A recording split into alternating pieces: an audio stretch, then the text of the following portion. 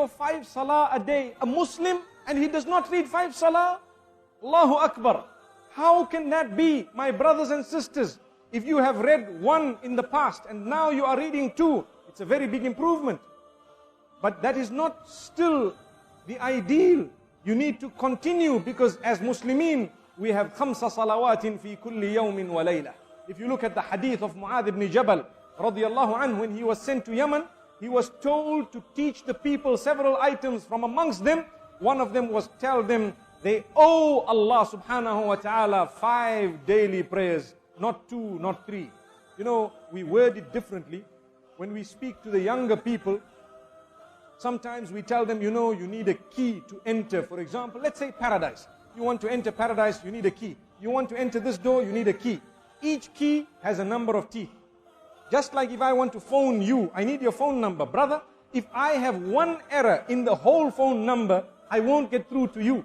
You see? So, if I would like paradise, I need to read 5 salah on a daily basis. That is the figure. That's the number of teeth on the key. If you have 1 tooth missing, what happens? Try it. Take your key and break out 1 tooth. Put it in. It won't open your door.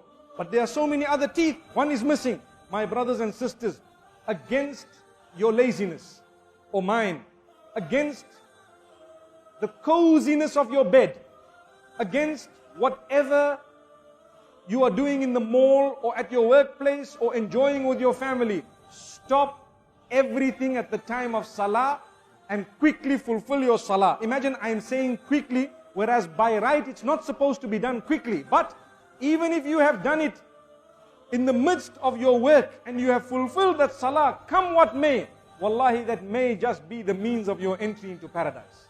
Some of us are not submitters. You know, we follow Islam where it is easy for us only. Well, we need to do better than that. Which means, where it is easy, alhamdulillah. Where it is difficult, we still want to try, and we still want to please Allah subhanahu wa ta'ala. The other day, I got a beautiful message on my phone. I need to share it with you. It showed a little caricature lifting weights. You know, weights which have heavy weights, I think maybe 60, 70 kilos on either side. And he's lifting weights. He says, you think you're strong? See, the question is, you think you are powerful?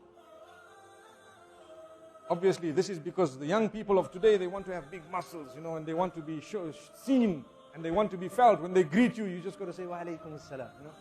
Because you cannot look at them anymore in the way that we used to in the past. No, big man, you got to look at him carefully. So it says, if you think you're very strong, you can lift your blanket for Salatul Fajr, then you will be strong. Allahu Akbar. You're strong, you want to lift your blanket at Salatul Fajr. That is the heavyweight title. Allahu Akbar. Brothers and sisters, I thought it was a very good message.